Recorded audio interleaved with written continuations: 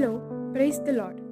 இந்த நாளுக்கான வேத வசனம் 2 ராஜாக்கள் 18ஆம் அதிகாரம் 6 மற்றும் 7வது வசனம்.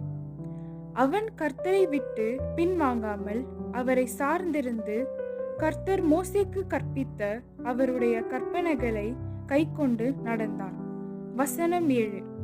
ஆகையால் கர்த்தர் அவனோடு இருந்தார், அவன் போகிற இடம் எங்கும் அவனுக்கு அனுகூலமாயிற்று.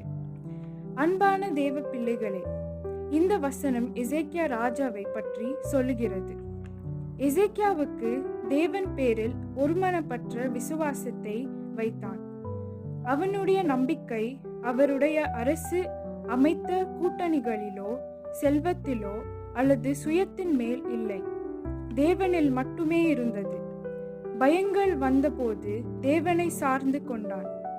எசேக்கியா ராஜா நல்லதை, உண்மையானதை, நீதியானதை செய்தார். அதனால் எசேக்கியா ராஜாவுக்கு சகலமும் அனுகூலமாயிற்று. ஆவிக்குரிய ஆசீர்வாதம், அரசியல் ஆசீர்வாதம், இராணுவத்தில் ஆசீர்வாதம் என எல்லாவற்றிலும் ஆசீர்வாதத்தை கண்டார். அன்பான தேவ பிள்ளையே, இந்த உலகத்தில் உனக்கும் கூட தேவனை விட்டு விலக அழுத்தங்கள் பலவிதத்தில் வரலாம். எசேக்கியா ராஜாவை பாருங்கள்.